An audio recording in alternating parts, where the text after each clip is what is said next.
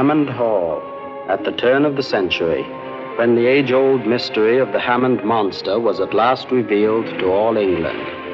That mystery, which, although by 1900 had become a legend, was indeed a real tragedy and constant threat to the lives of all the seemingly doomed members of the House of Hammond.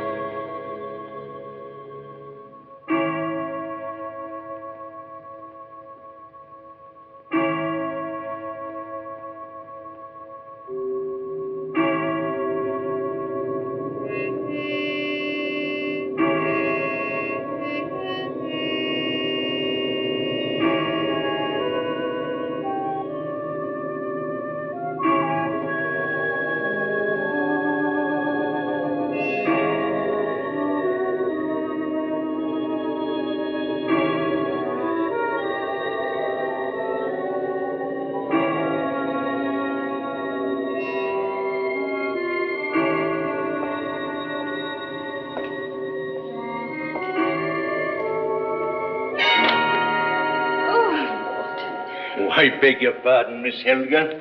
I didn't mean to startle you. Oh, I must have fallen asleep. It's cold.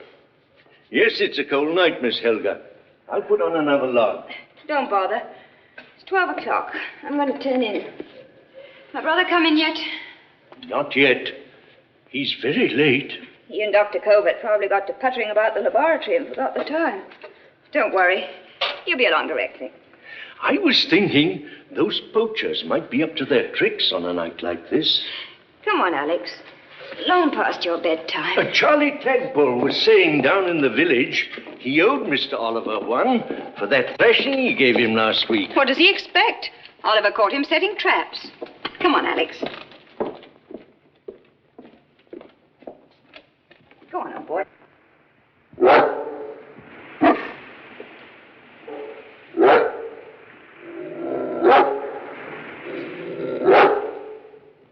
What's the matter with him?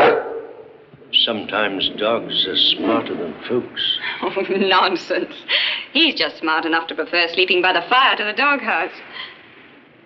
Go on to bed now. Behave yourself. Hurry up. How big and bright the stars look tonight. Aye, and there's frost on the ground, too. It was just such a night when some madness... So that's what's worrying you. Don't be silly, Walton. I only hope Mr. Oliver doesn't take the shortcut back. That path by the edge of the cliff. Why shouldn't he? When stars are bright on a frosty night, beware thy bane on the rocky lane. Surely you don't put any stock in that old legend. It's only 20 years ago since your grandfather was killed. Grandfather killed himself. After he'd seen it. That's ridiculous. There's nothing to that story about a monster.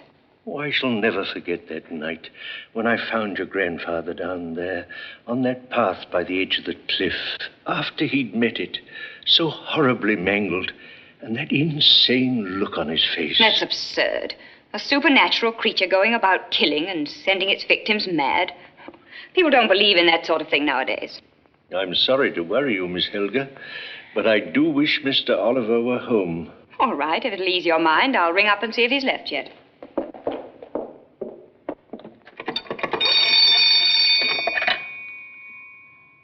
Would you please get me Southdown, 236?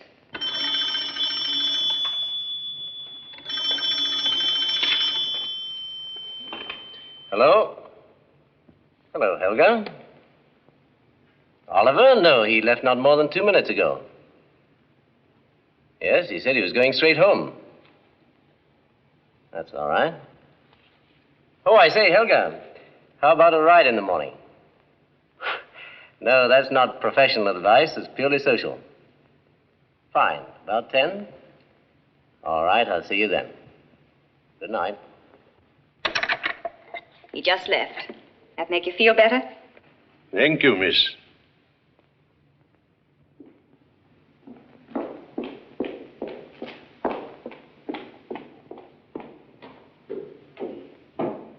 Good night, Walton. Good night, miss.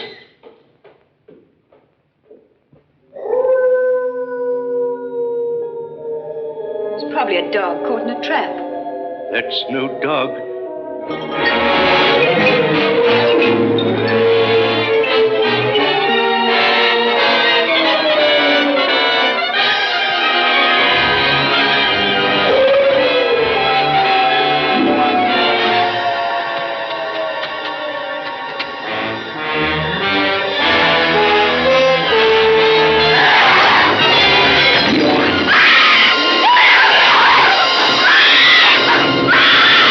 Something is going on down there. Miss Hammond, it's the monster. Killing Mr. Oliver, most like. Horrible it were, like a dog. Get a hold of yourself, Will.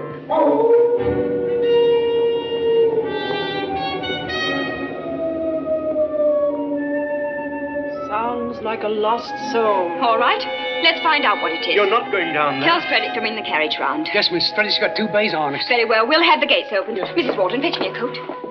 Don't stand there gaping as if you'd seen a ghost. But, Miss Helga, no Hammond ever ventures into the rocky lane on a frosty night. You've been doing your best to persuade me my brother's ventured down there.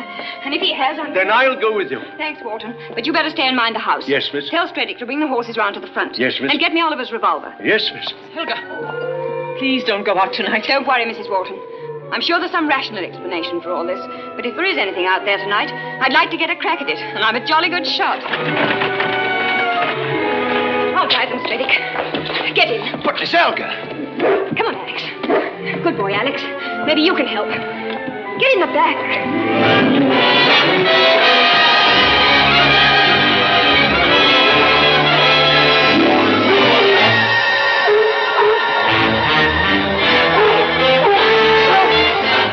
Came from along here somewhere, I'm sure. Miss Helga, won't you please go back?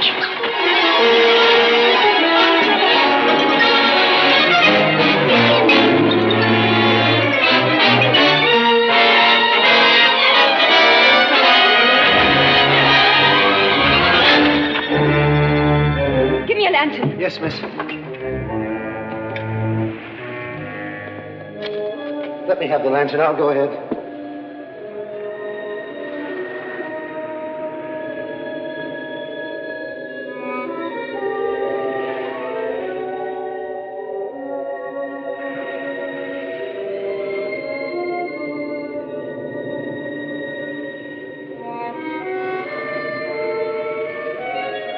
Oliver!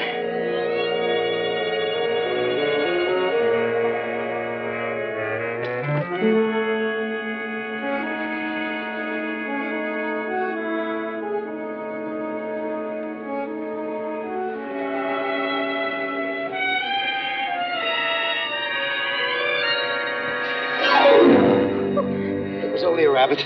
Oh, it's a bit scary down here. Oliver! Oliver! Oliver!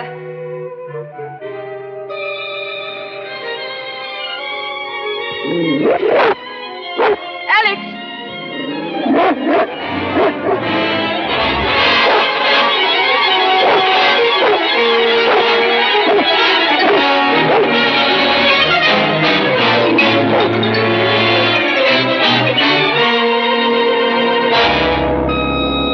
What is it?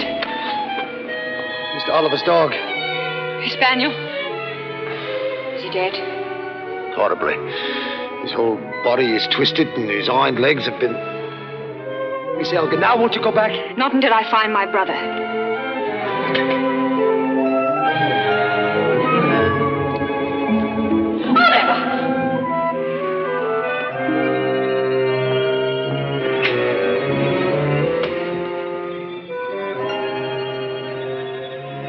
Still alive. Thank heaven. Help me get him to the carriage. Yes, miss. What was that? I don't know, miss.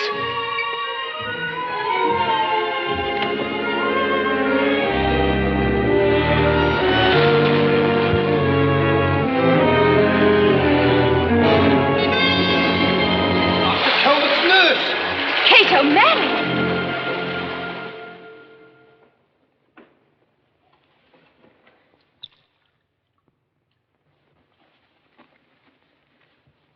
Don't stand there like an owl. Go and get some brandy. Yes, Mom.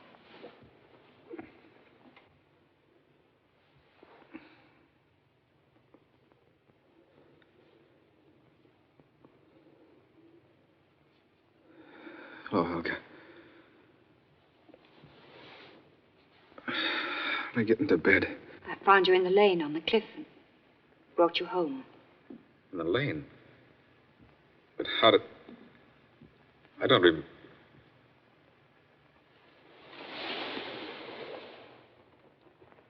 Yes, I do remember. I was fighting the beast got Kate. Is she... She's still unconscious. We've done what we could for her. Must have gone for her after I fought it off. What was it, Oliver? I don't know. I didn't see anything. Well, Oliver, I'm glad to see you awake and talking. That's a good sign. How's Kate? Still in a coma. She may or may not come out of it. But there is a chance. Microscopic, but thanks to your quick action, still a chance. Well, you're a pretty good nurse, Helga. There's nothing left for me to do but a bit of tidying up. Now, tell me, what happened exactly? I don't know exactly, Jeff. As I was leaving your house, I saw a glimmer of light on the pathway leading up to the cliff. So I went to investigate. I thought perhaps it might be somebody setting traps. You know, the flagpoles. But it was Kate O'Malley. She left a few minutes before I did, you remember? I offered to see her to the village, and suddenly I felt something coming at us from all sides at once. We heard it. Kate screamed and dropped the lantern. And it closed in on me like a blast from a furnace. It wasn't hot, it was...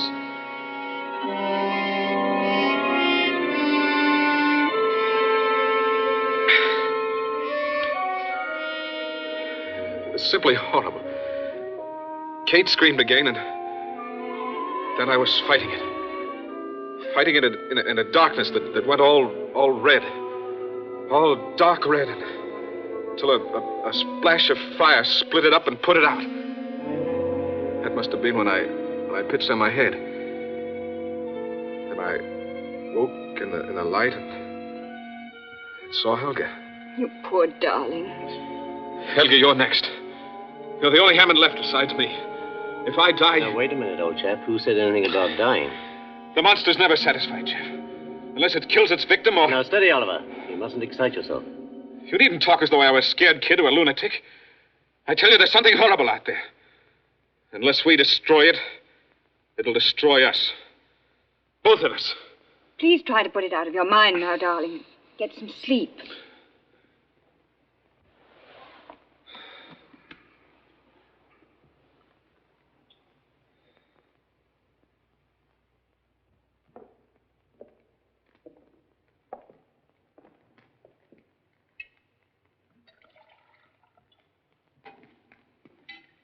Here, drink this.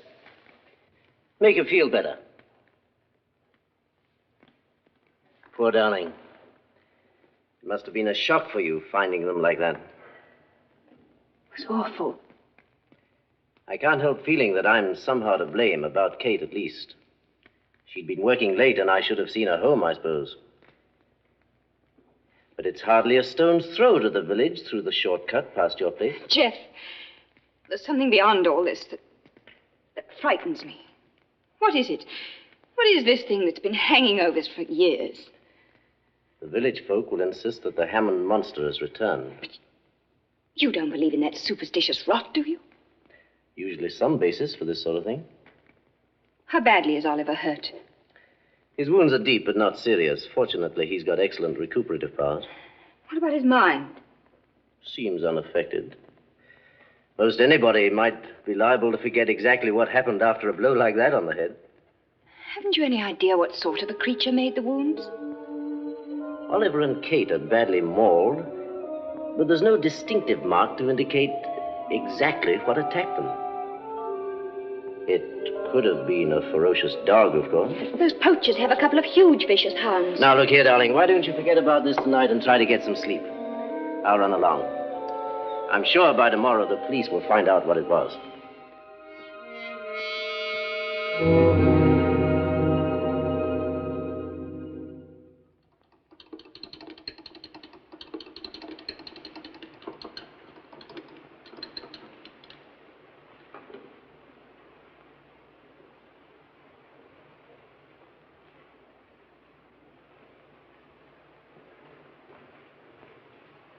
I've done it, Bob.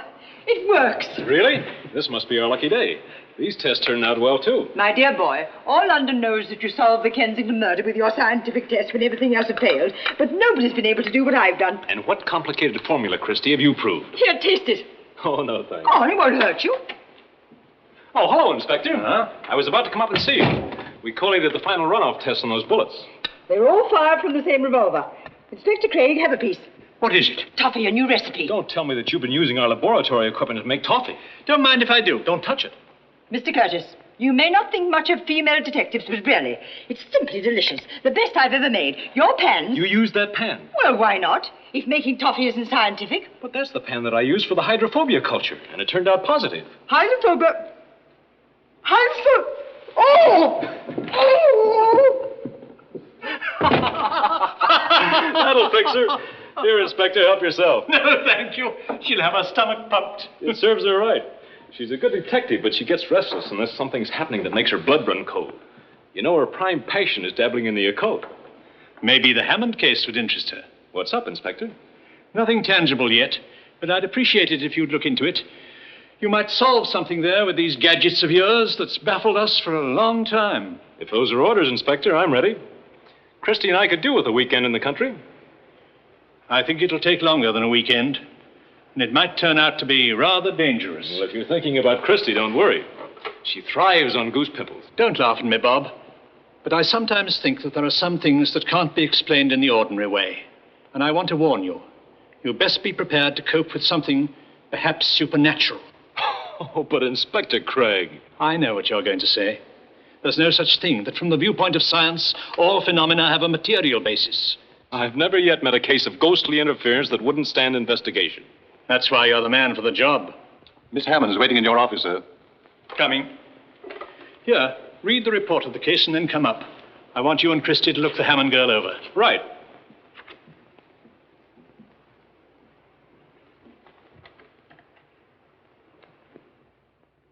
And that's all there was to it, Inspector. Yes, of course. You must forgive me for asking you up to London. Naturally, but there's nothing more I can add that you don't already know. You're sure there's nothing else you want to tell me? May I present Mr. Robert Curtis, chief of our laboratory staff, and his assistant, Miss Cornelia Christopher. This is Miss Hammond. How do you do? How do you... You don't look like the sort of girl who'd be mixed up in any trouble like this. He said precisely the same thing to Miss Coulter, the Sashway murderess, before he sent her to the gallows. Christie. Oh, I'm sorry, my dear. I didn't mean to shock you. That's just my clumsy way of assuring you that we'll find the murderer. But there's been no murder. No murder? Then what am I doing here? My dear Miss Christopher, the Hammond case has been in our files for a long time. I knew your grandfather well. He was a brave and gallant soldier. I hardly remember him. I was only a child when he... Yes, I know, my dear. It's always been hard for me to believe that such a fine man could kill himself. Unless he had a very good reason. Miss Hammond, Scotland Yard has no desire to pry into people's private lives. But we'd hope that you'd tell us about the monster. A monster? Now we're getting somewhere. There's no such thing. But there is a legend. Yes. To the effect that centuries ago, one of your ancestors sold his soul to the devil and still lives in a secret room in Hammond Hall, issuing forth at intervals to make the sacrifice of a human life in order to prolong his own. I didn't think you knew the story. I'm sorry, Miss Hammond, to have to bring a matter which I know must be painful to you out into the open. But we've done nothing to merit having our name dragged through a newspaper scandal. We'll keep the investigation strictly undercover.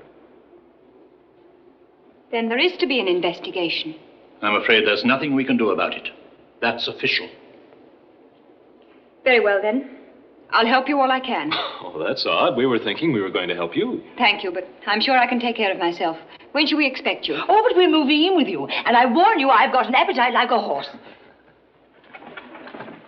What a divinely gloomy old house. Just the sort of place a reliable ghost would haunt. It's one of the oldest inhabited houses in England.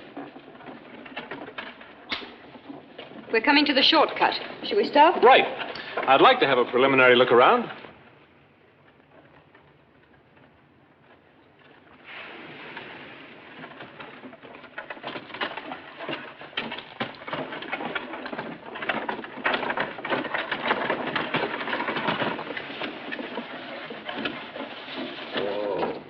Want to come along, Christy? No, if you don't mind. It's much too early in the day to tax my poor brain. Be a dear and run me up to the hall, will you? Delighted. Do you think it's wise, Helga, to go down there? After last night, I mean. Oh, don't worry. When Bobby gets on the trail of a ghost, its haunting days are practically over. Toodaloo. See you at lunch, if not before. Golly, I'm famished. I do hope that bloodthirsty spook hasn't raided the pantry. Oliver! Hello, Helga. I say, Helga, don't look so startled. I'm all right. I woke before the scheduled time, and even Jeff had to admit there was no necessity for my staying in bed. Oh, I'm sorry. This is my brother Oliver, Mr. Curtis from Scotland Yard. Glad to see you, Mr. Curtis. Oh, it's a bit late to do anything for poor Kate. No, she's alive, but still in a coma. Even if we find the answer to this, it won't help her much, I'm afraid. I see the local police are already on the job. Yes, they just got here. Not even the constable would venture out in these parts until broad daylight. I tell you, was those clad fools. No, Warren, we can't jump to conclusions. We haven't found any tracks, neither of them nor their dogs. Constable, this is Mr. Curtis. Oh, Mr. Curtis. I've been expecting you, sir. Well, I got your wire, sir. And nothing's been disturbed. Interesting case you have here, Constable. I wouldn't exactly say that interesting's the word, sir. What about those poachers, Constable? Well, it could have been them, of course. I'm afraid we're dealing with something more serious than a couple of poachers.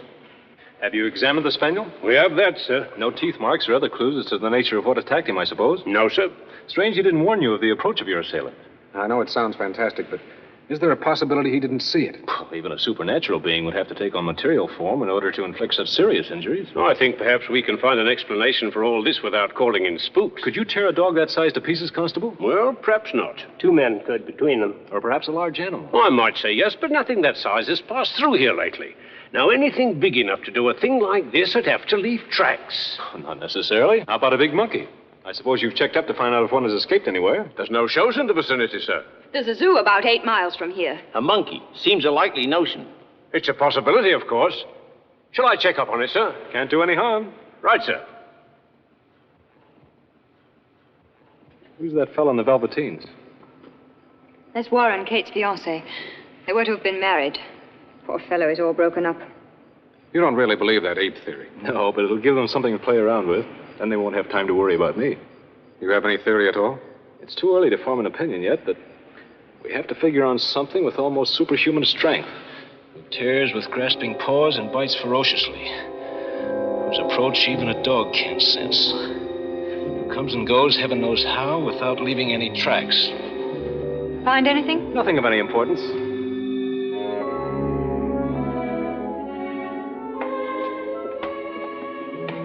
Mr. Curtis and Miss Christopher will be stopping with us a few days, Walt. Yes, sir.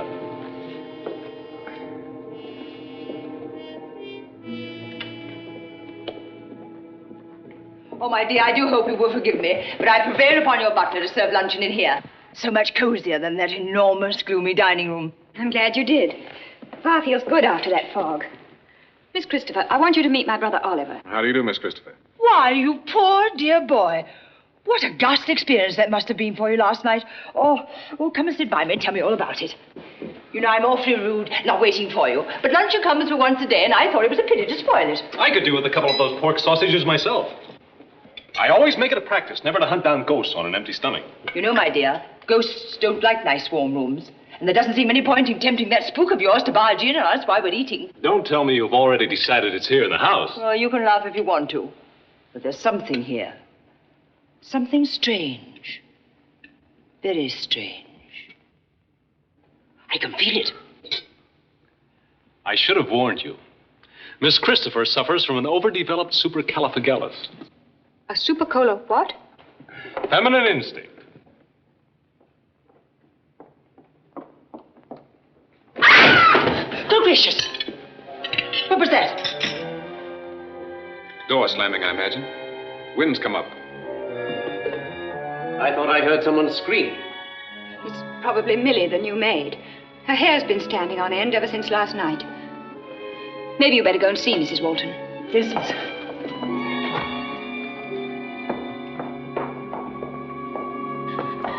Millie! Oh, what's the matter with you? The monster! It's here in the house! Are you out of your mind? I tell you, it's here in there! It slammed the door right in my face! Be quiet, girl. You don't know what you're saying.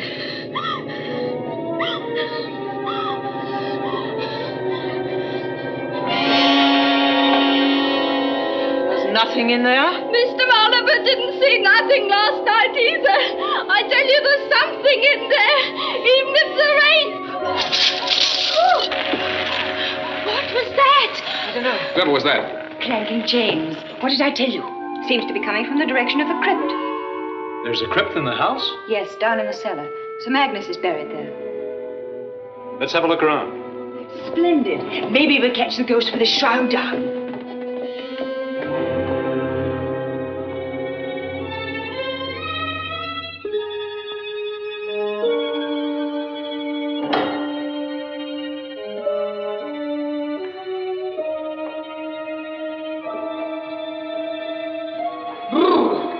This place is colder than a tax collector's heart. Everyone seems to be resting in peace. By daylight, at least. Who's the crusader? Sir Reginald Hammond. He lived in King Richard's time. Was killed in Palestine. Is that supposed to be the monster? I told you there isn't any monster. If that's a lapdog, I'm a canary bird. Do you make anything of it? It might be meant for anything on 4 feet. People have always bred the dog into fantastic shapes. But that's no canine tail, those round paws. It's rather curious. Who's this beautiful specimen of manhood? Sir Oliver. Now, why would such a handsome man want to kill himself? It's a sort of junior Westminster Abbey, isn't it? Yes, Miss Christopher. It's been the family burying place for 500 years. Oh, Miss Hammond. You admitted that there was a legend in the family. Why not trot it out so we can all have a look at it? I've told you everything I know. Well, you didn't tell us about all these ancestors of yours who were killed by this so-called monster. Or who killed themselves after meeting it. Why do you insist on hiding? Now, look here, old man. Is there by any chance a reason why you don't want this brought out in the open, Dr. Corbett? Certainly not. I'm only thinking of Helga. She's had enough to worry her since the other night, and I see no point in upsetting her unnecessarily. It's all right, Jeff. I'm sorry, Miss Hammond. I don't mean to distress you, Exactly what is it you want to know, Mr. Curtis? Well, for one thing, what about this chap who sold his soul to the devil and is said to live in the secret room? That's nonsense. There is a secret room But in the there's cellar. nothing in it. How do you know? I've been in it. Lately? I say, Curtis, this isn't a court of law, you know. The room's been untouched for centuries. We finally locked it up several years ago. Mind if I have a look at it? Not at all. The key right here. Come along.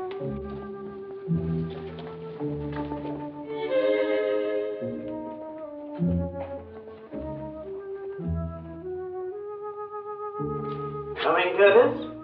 Right.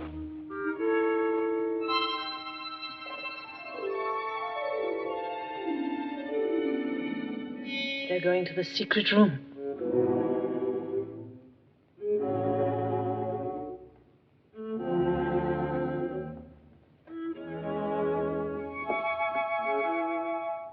That Christopher woman suspects something. They won't find anything. We shall see to it that they don't. Shh. Would you add another crime to all the others? There are some things it's better not to know about.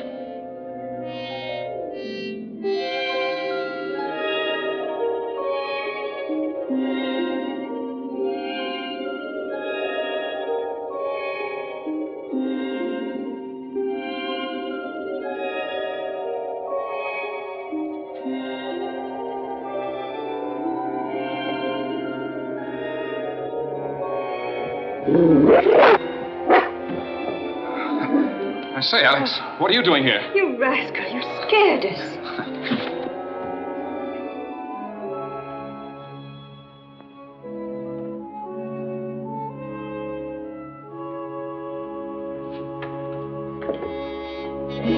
Wait a minute.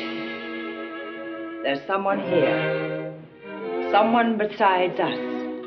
Thornton, what are you doing here? I beg your pardon, sir. I didn't mean to startle you. I was on my way to the cellar to get some wine for dinner. I wish you'd stop sneaking up on people like that. Can't you cough or sneeze or do something, let a person know you're about? Yes, sir. I'm sorry, sir.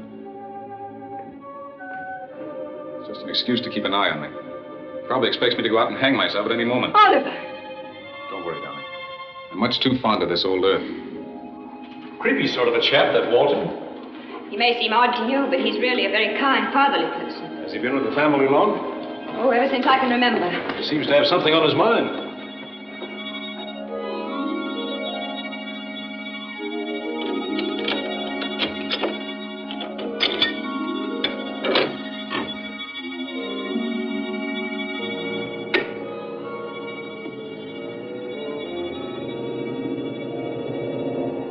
It's here. Uh-oh. There goes that old supercalifragilis again. Be quiet, don't move. There's something in the air. Something out of the ordinary. Something very strange. Nonsense. It's no ghost. Or the dog would have noticed. Your dog didn't notice anything last night either, did he? That's right. That's odd. I'd say that it rather neatly disposes of the supernatural. It does, Doctor? I'd say so. Well, that seems to settle it. When stars are bright on a frosty night, beware thy bane in the rocky lane. Oh, pretty little ditty. Someone ought to set it to music. Sounds like a pretty definite warning to me. Yet you ignored it last night. To tell you the truth, I never took it very seriously. Seems rather like flying in the face of fate in view of what happened to your ancestors. Superstitious rot. Well, superstitions are often based on fact. If you want to know more about it, there's a family history in the library. Thanks, I'll have a look at it. How long did you say it was since anyone has been in this room? 3 or 4 years at least. You're sure? I have the only key. And you haven't been here recently? Not since Helga and I came here about 3 years ago, and When what? we decided to lock up the room for good. Why? For the simple reason we never used it. I see, and you haven't been here since. Frankly, Mr. Curtis, I don't see the necessity for this cross-examining. If Helga and Oliver say that... Somebody's been in this room within the last 24 hours. Those are pretty hefty footprints for a ghost. I told you there wasn't a ghost. Anybody could have made them. Why, they could be mine if I'd had a key to get in here. But let's see if they fit, eh? Oh, I'd say I am a clumsy ox. Unfortunate, Doctor, that you had to pick this particular moment in which to lose your balance. The last time I lost mine, I had one too many. Well, I'm terribly sorry, old man.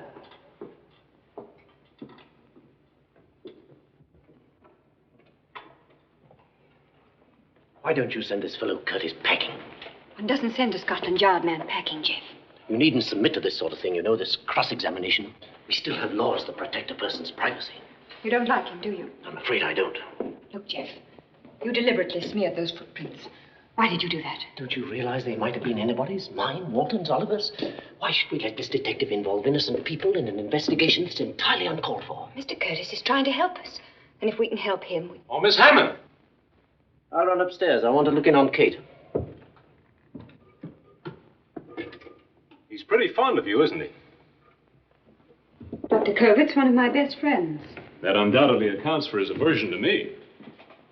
Do you always analyze everything, Mr. Curtis? Miss Hammond, if your brother were killed last night, you'd have become sole heir to the estate, wouldn't you? Well, I suppose so. Why? Then someone who knew this legend of the monster might have used it to get rid of your brother. I'm afraid I don't follow you. With Oliver out of the way, your husband, if you had one, would control the estate. You mean Jeff? That's absurd. Perhaps. But why should a man of his ability bury himself way up here in this little village, instead of practicing in London where he belongs? Maybe you better ask him that.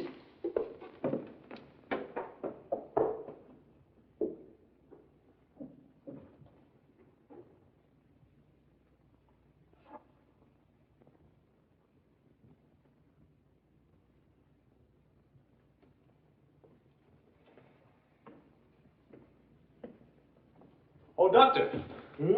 I wanted to get that book Mr. Hammond mentioned. Do you happen to know where it is? Why, yes, in this bookcase, I believe. That's curious. Used to be right here. I've seen it often. Looks like somebody else is interested in the history of the Hammond family, eh? I may be mistaken. I thought it was there. Perhaps you better look around. Or perhaps that's just one more thing I'm not supposed to know about. I remember now. You practiced in London a couple of years ago. Specialized in nervous diseases. Yes, that's it. You're a brain specialist. I've had some little success in that line, yes. Why did you leave London? Now, look here, I resent your attitude. My affairs happen to be my own business. Now, thank you to bear that in mind. Sorry, Doctor. But whether you believe it or not, I'm trying to help Miss Hammond and her brother. And I have a feeling they'll need help. The best way you can help them is to go back to London. Dr. Covert, I'll make a deal with you. You tell me frankly what you know about all this, and I'll drop out. I'm sorry, I can't do that. Have you any objection to telling me where you were last night? I was in my laboratory. I see. I talked with Helga on the telephone not 2 minutes before. That's true, Mr. Curtis. Are you positive it was only 2 minutes, Miss Hammond? Things happened pretty thick and fast about that time, you know. You could have miscalculated. Walton was right in the room with me. He'll verify it. I expect he would. Dr. Covert, come quick. It's Miss Kate. The girl's dying? I'm afraid so, sir. Mr. Curtis, there's one thing I feel you ought to know. Yes? The other night, Mr. Oliver and Miss Kate were mauled and scratched as if by some wild beast. That wasn't everything. Go on. You know that Miss Kate hasn't come out of it. But she isn't just unconscious. It's as if she was, well, paralyzed or drugged. Dr. Covert tell you this? No. I could tell by the look of her. I know about such things. But if you don't mind, sir, I'd rather you didn't tell anyone. I won't unless I have to, Mrs. Walton. And thanks.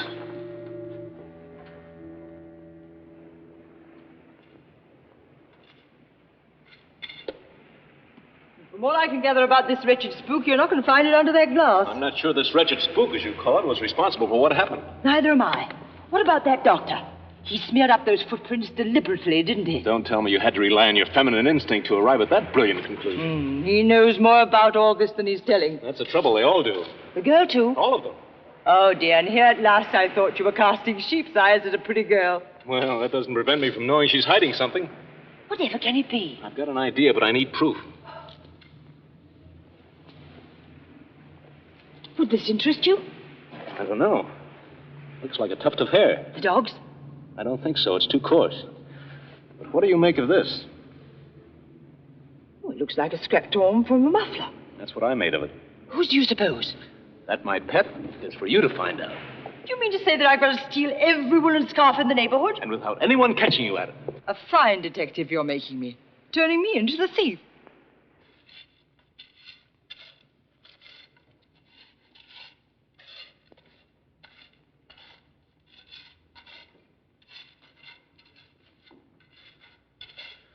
Good work, Walton. I wasn't aware. That you were being watched? You did a very thorough job, Walton. You needn't look so guilty, you know. You'd make a very poor accomplice. Accomplice? Come now, out with it. What were you burning? Waste paper. We always burn it. In this room? That won't do. You went out of your way to burn something that you wanted to get rid of. You chose this room because you thought you wouldn't be seen. Yes. It wasn't waste paper at all, was it, Walton? No, sir. It was something you didn't want me to find because you thought it might incriminate you. That's not true, sir. It was... I'm sorry, sir, but I can't say it. You realize this puts you in a very serious position. Walton, I'm sure that you've given long years of service to the Hammonds. I know that you'd do anything in the world to help them. Why won't you let me help them? Mr. Curtis, leave Hammond Hall. Go back to London. Before it's too late. Too late? What are you keeping from me? There are some things that are beyond the understanding of us who live on this earth. You are not safe here. Miss Christopher's in danger, too. Won't you go back? I'm sorry, Walton, but we've a job to do here, and I mean to see it through. Very good, sir. No one can say I didn't warn you.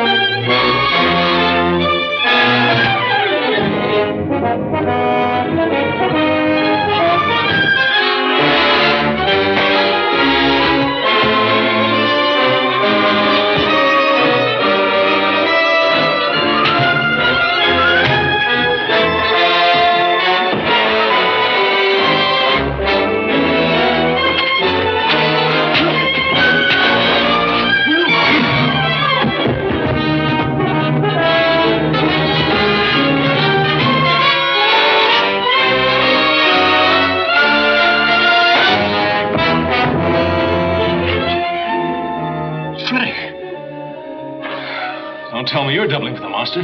Well, I don't know anything about the monster. You surely didn't come here to say your prayers. I don't see as it's any of your business. You and Walton happen to be the only two members of the household beside Miss Hammond who were up and above when the attack occurred. Mr. Curtis, I don't know anything about the monster. I swear I don't. You'd better tell me what you're up to, Stredick. Oh, so that's what those ghost chains are all about.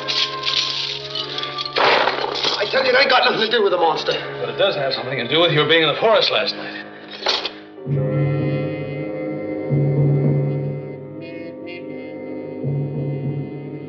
Is she?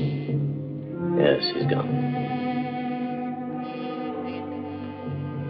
Body will have to remain here till the police complete their investigation. We'd better tell the others.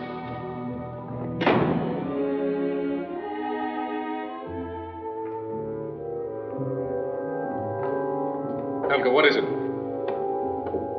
Kate's dead. I did everything I could for her. She never regained consciousness. We'll have to make a report to the constable, Helga. There'll be an inquest, you know. Poor kid, why did it have to happen to her? I tried to save her from it. I battled with all my strength. Should have put up a better fight. You mustn't blame yourself, Oliver. I have the most awful premonition. I'm sure it will strike again.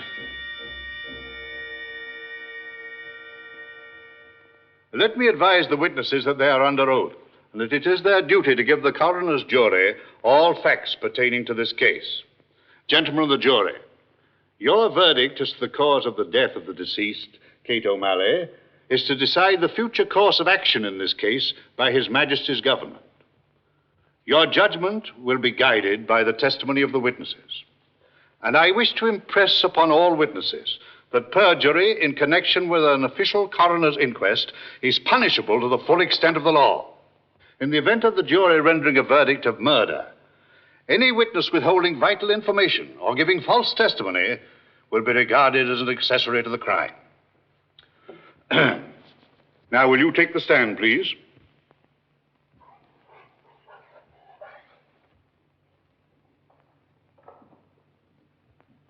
Your name? Charlie Clagpool. The constable report states that you and your brother Tom were unlawfully setting traps when the fight in which you received a broken arm occurred. We was in the woods, all right. We didn't kill Kate O'Malley. We was nowhere near her and Mr. Hammond. You've not been accused of that. Is it true that on several previous occasions you had words with Mr. Hammond? That's right. What about it? That will be all.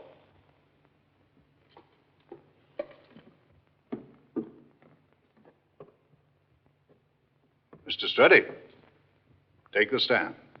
Yes, sir.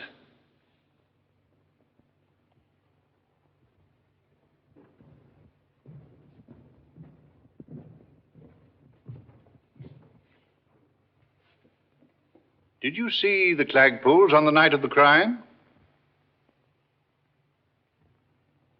I suppose I did.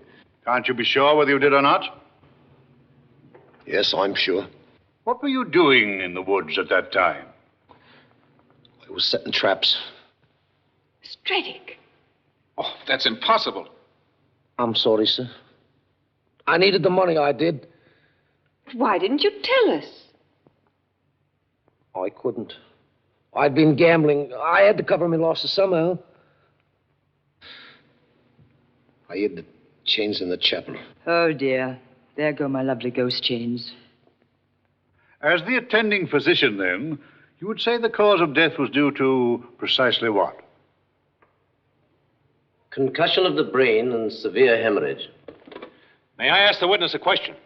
Of course, if the witness has no objection. None at all.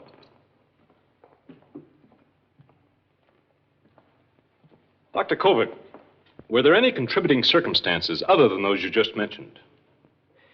I don't know exactly what you mean. The deceased was in a comatose condition all the time prior to her death? Yes, she never regained consciousness. Could this have been caused by anything else besides a blow in the head? From a medical viewpoint, that's possible, but hardly probable. My examination... I'm not questioning the competence of your examination, Doctor. I want to know if Kate O'Malley had been drugged. Definitely not. Thank you, Doctor. That's all I wanted to know.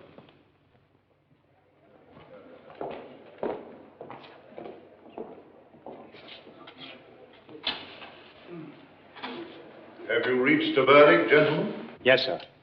It is the opinion of this coroner's jury that Kate O'Malley died of injuries sustained during an attack by a person or persons unknown, or by a large savage animal, species unknown. There you are, Bob. That's the verdict that's always been given in these Hammond cases. What do you think? I think I'll be able to prove it's murder.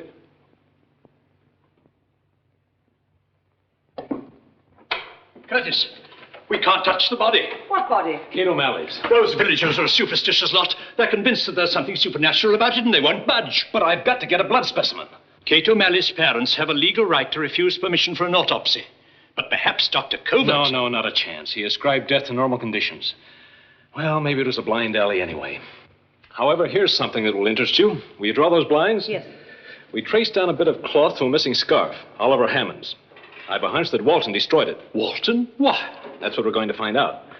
Now, what did I do with that bit of cloth? Well, here it is. Oh, yes. First, we take a sample of the thread. Then we incinerate it, thus. Place it in this tube.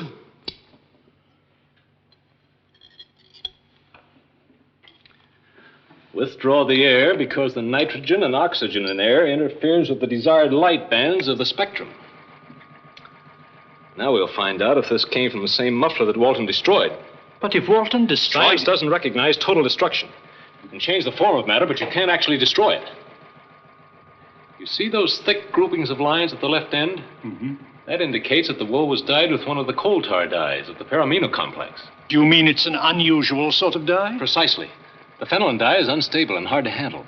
That's why its use is generally avoided. Actually, it's toxic, poisonous. Is that why you asked if that poor girl had been drugged? On the contrary, I'm positive this has no relationship with Kate O'Malley's condition. I'm only trying to prove that this bit of cloth was torn from Oliver's muffler. This contains a sample of the substance that Walton burned.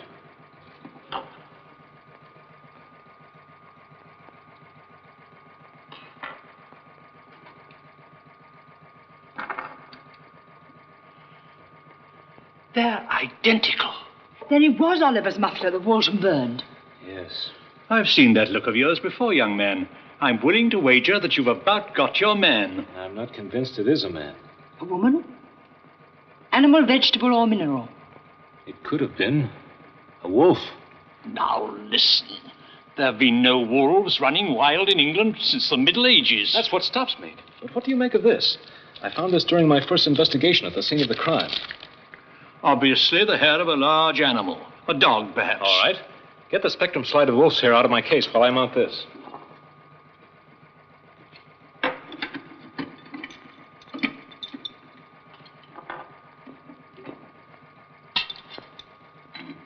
That shows the spectrum analysis of wolf's hair. And here's the one I found. It's incredible. Well, Inspector, that blows up your spook theory. What's happened? It was sealed in this tube in vacuum. It just couldn't vanish in vacuum. Where's the rest of it? That's gone too. It was here a moment ago. It seemed to disappear when the light struck it. Perhaps there are still some things in this world that science hasn't found out about.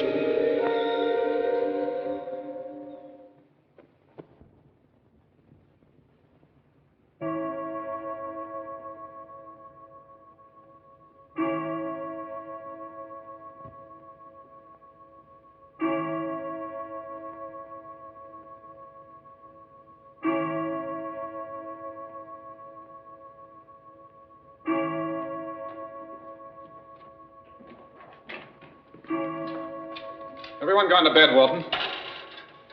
Oh, yes, sir. Some time ago. Mr. Curtis come back from London yet? Not yet, sir. Miss Christopher said he would arrive on the lake train. Oh.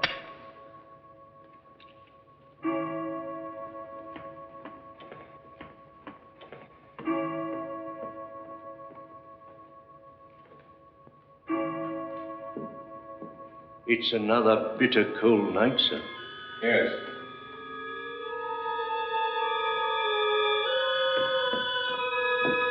You're not going out, sir.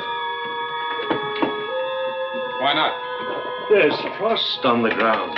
Nonsense, Walton. I'm only going down to see if the gate's locked. Oh, but, sir. Stop worrying, Walton. I shan't go near the rocks. I've no wish to precipitate another tragedy.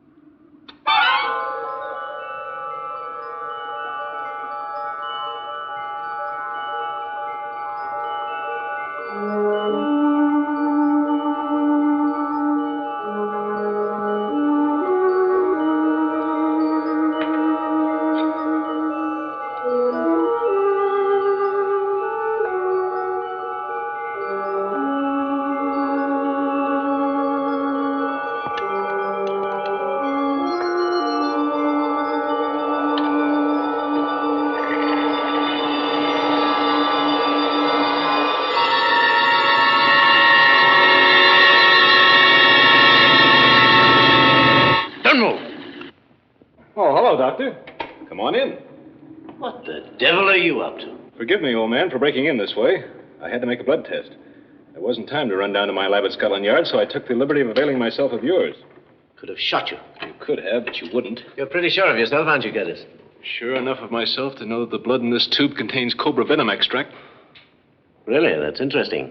Whose blood is it? Kate O'Malley's. What are you driving at? Quite a coincidence that this tube of yours should also contain cobra venom. And what can that prove? One of two things. Either you injected the cobra venom into Kate O'Malley's veins, or you deliberately withheld the information that venom was in the system at the coroner's inquest. There was no reason for mentioning it. Had no bearing on the case. She didn't die from the venom. But you did inject it into her veins. No. It could have gotten there through the scratches of whatever it was that clawed her. Possible. That's not only possible, but that's what happened. And you know what the monster is. Yes. You've known all along. Well, aren't you going to tell me? I can't. It's not my secret. Good heavens, man. There's been one murder. There's liable to be others. It came from the direction of Hammond Hall.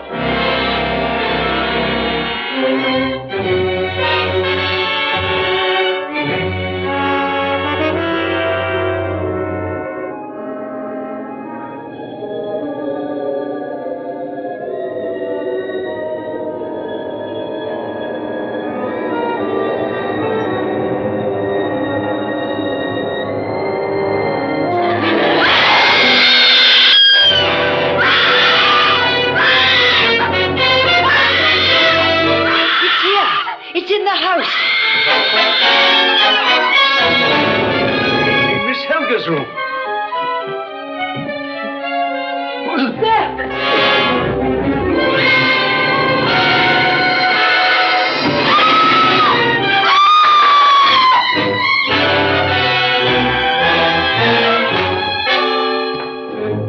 Christy! Oh, Bob. For a moment, I thought you were the monster. Quick! I saw it.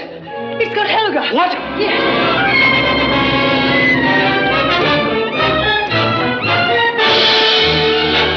Mr. Curtis sent for us.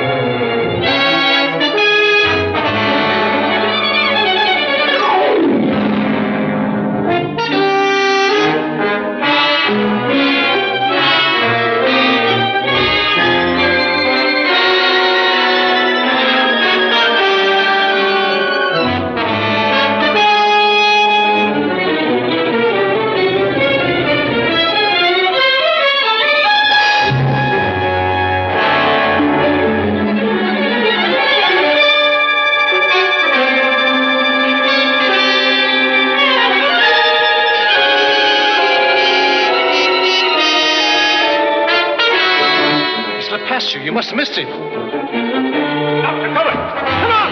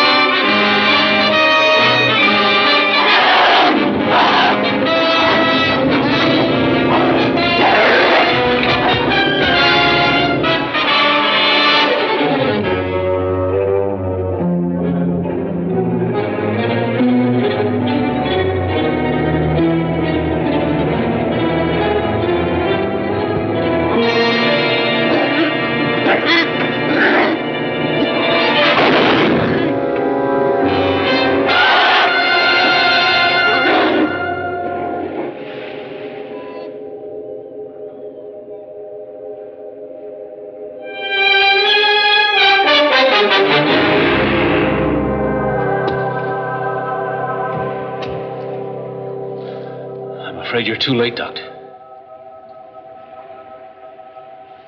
God rest his soul. Amen. From a medical point of view, it was a rare case. You would hope to cure him, wasn't that it? I've been working on the theory that the shock of the cobra venom would eventually straighten out the dreadful kink in his brain. Which he had inherited from his ancestors. Precisely. Didn't he suspect that he was a victim of lycanthropy? No. In cases like this, the patient was never known. He thought he had a nervous affliction. In the Middle Ages, they called such men werewolves, didn't they? No, Christy. No, she's quite right. You could put that in the report.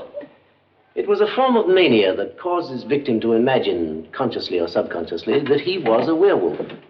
That book telling the history of the family had a hint in it. Oh, so you were the one who stole it. Yes, I'd hope to keep you from finding out. That their ancestors were balmy. Well, let us say, rather, that their ancestors handed it down from father to son throughout the ages. It appeared only in the men of the family, and only when the victim was out on a frosty night. They guarded the secret very carefully. But the butler knew about it. We know that now. That's why he burned Oliver's scarf. It had been torn to shreds by his dog. He was afraid we'd learn the truth, knowing that a faithful dog never attacks its own master. Oh. You know, Doctor, there were times when we were about to put the handcuffs on you. Yes, I had to take that risk. Well, I'll be running along now to see how Helga is. You have all the information you need? Thank you, Doctor. My report is complete. Goodbye. Goodbye. Goodbye. Goodbye. Quite a fellow. Oh, my goodness. Now what? I just happened to think. I was sleeping in the next room the night that wolfman grabbed his sister. What if he grabbed me? Don't worry, Christy. Wolves will never bother you.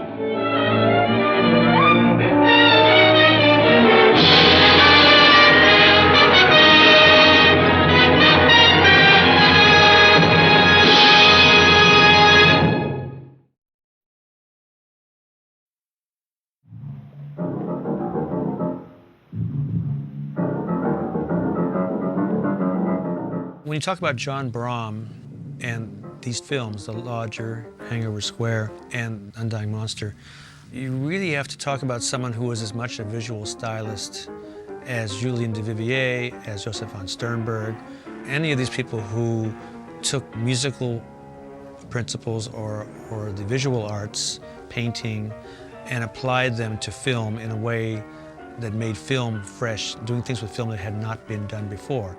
I think John Bram is one of those interesting workman-like journeyman directors from Hollywood. He came from Germany originally. He brought a certain German outlook to the way he shot these films, all shadows and fog and mist and things like that.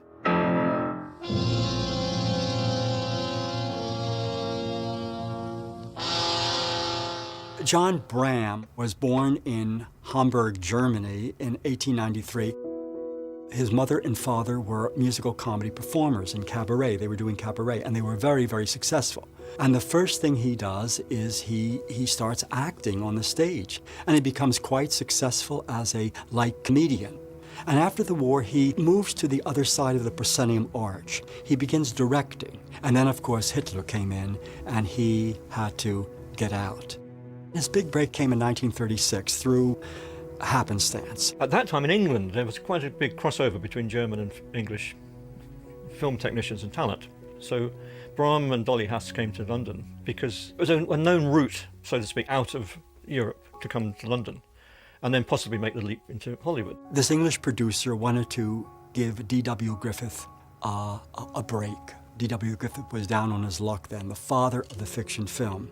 And so he had him come to England to remake a very famous 1919 film called Broken Blossoms. The wife of John Bram would fill in the role of Lillian Gish in the original. And on this production, John Bram was to be an assistant to D.W. Griffith. Now, D.W. Griffith comes still full of himself to the work, and he doesn't like the script, and he doesn't like the leading lady, and he departs.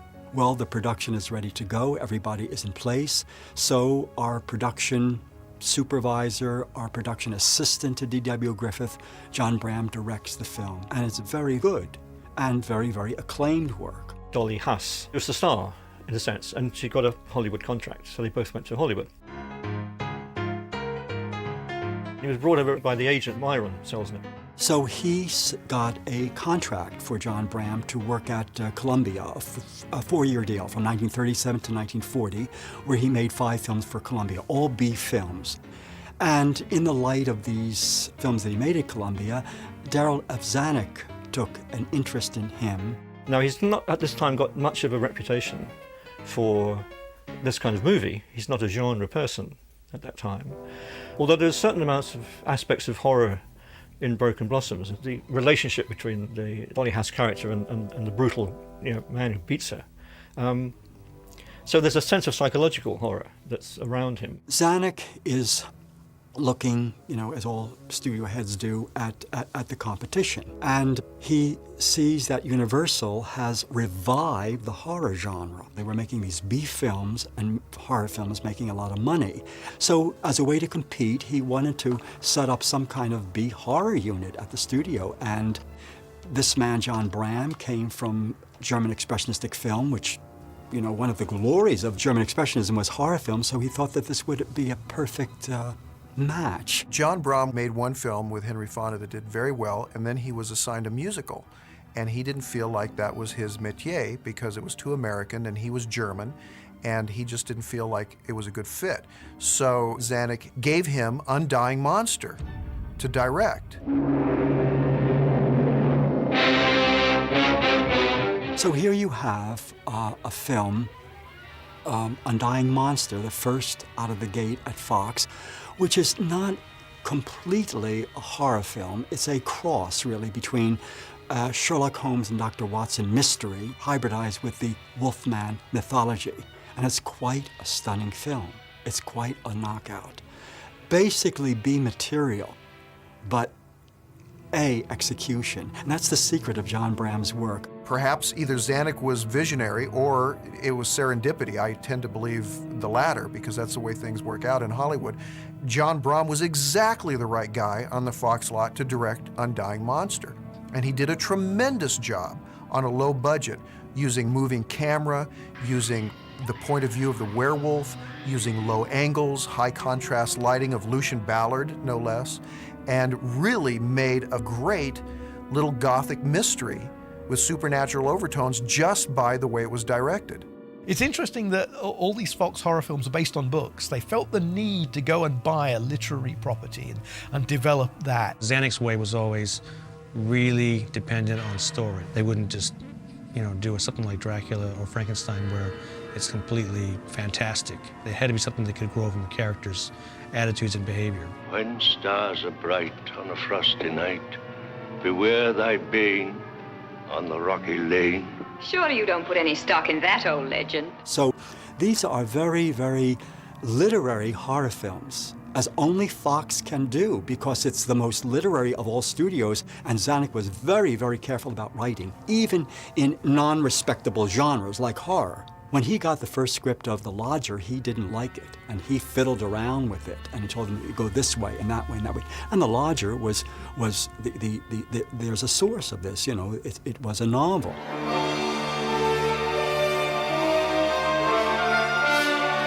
It's the epic Jack the Ripper movie, for one thing. And also, the accent of it is not so much on traditional horror. It's on sex.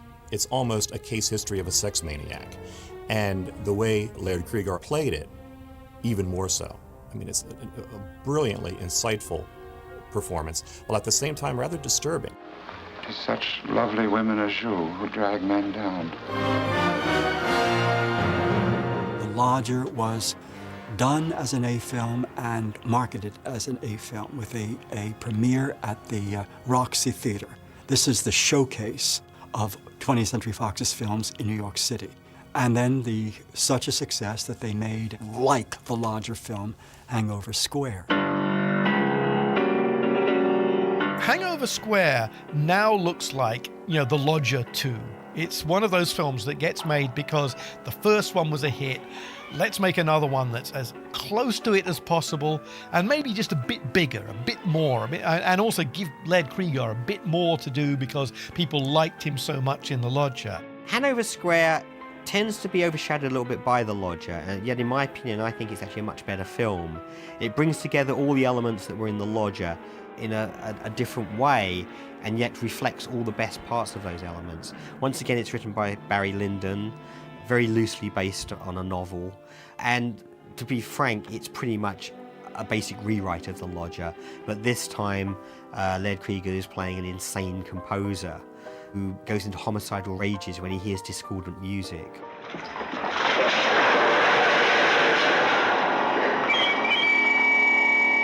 And he brings all the sweating and twitching that he brought to The Lodger to the role again. And again, he's supported by a first-class supporting cast, including George Sanders again, who returns from the previous film. And so there's everything going for Hanover Square. It's a classy horror movie. The most remarkable shot, I think, in the film and in 40s films, not only at Fox but every studio, was the shot where we find the concert pianist searching out the actress who uses him.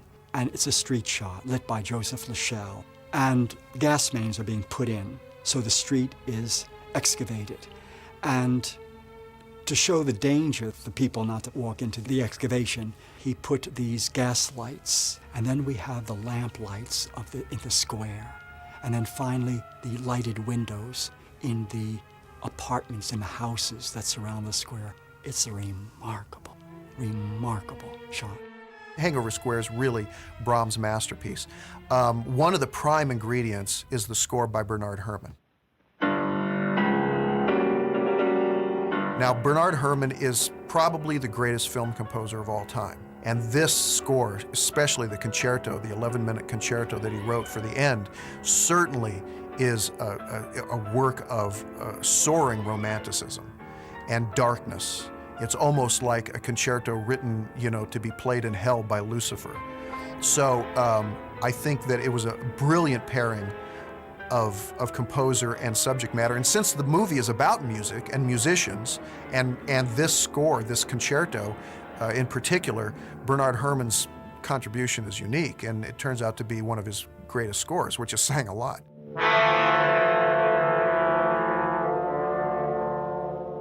In each of these films, The Lodger and Hangover Square, they use a set of structuring metaphors throughout the entire film. For example, in The Lodger, it is the water. It symbolized the purity that Jack the Ripper was trying to achieve by killing these actresses. And after the first murder, you see water in the gutter, and he washes his hands in the Thames River at night. And then, of course, it ends with the lodger falling out of the window backstage into the Thames, and the Thames washes him down. And throughout, he talks about water, how soothing water is, dark water. It's so restful, it's so peaceful. That is the only thing that gives him any kind of balance. I take my problems to the river because water is soothing when it runs dark and deep. And the whole film is structured around this water imagery. It's quite wonderful. Whereas Hangover Square, they do fire. Fire in Hangover Square symbolizes the madness that comes on George Harvey Bone, this tortured musician. And I mean, it starts from the very beginning. The first murder, he sets the pawn shop on fire. And at the midway point of the movie, there's one of the great set pieces, I mean, certainly worthy of Alfred Hitchcock, in which Bone has killed this woman who he loved and who's tortured him, and takes her body on Guy Fawkes Day to a bonfire. And it's just such a visually fantastic scene.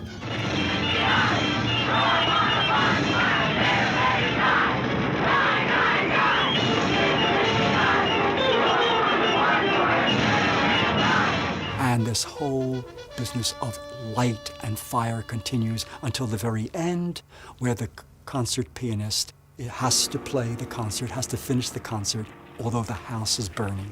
And he actually sits there and plays the very last chords of the concerto unaccompanied as the house burns down around him.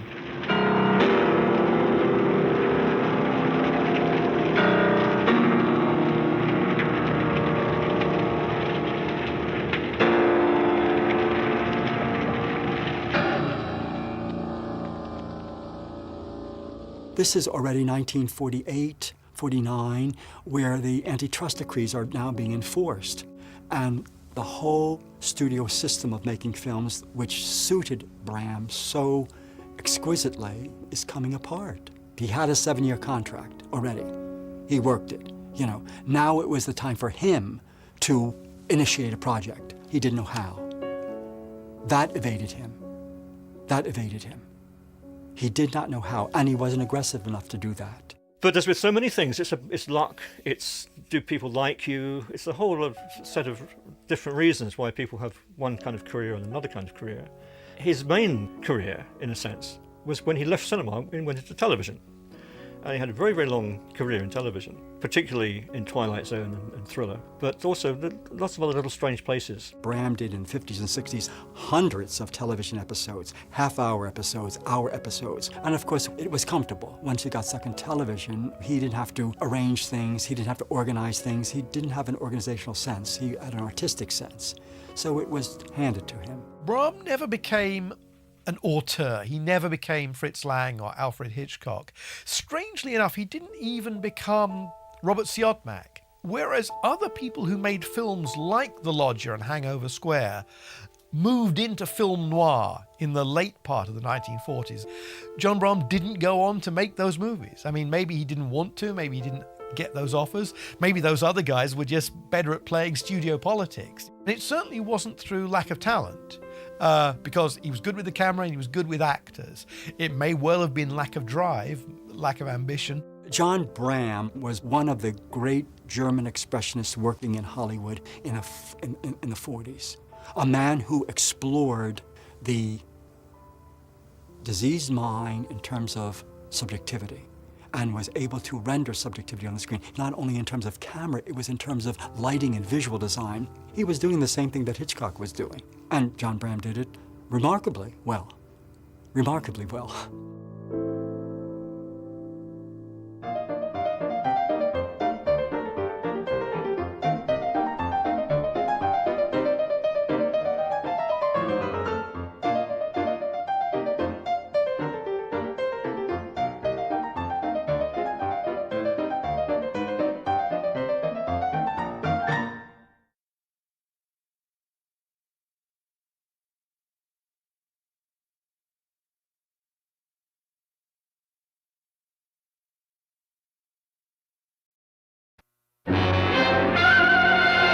That's ridiculous. There's nothing to that story about a monster. I shall never forget that night when I found your grandfather down there on the path at the edge of the cliff after he'd met it, so horribly mangled.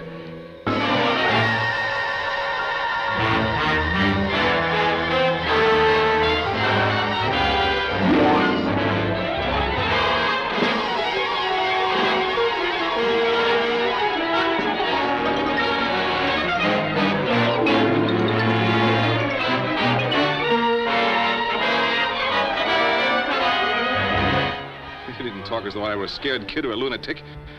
I tell you, there's something horrible out there. Unless we destroy it, it'll destroy us.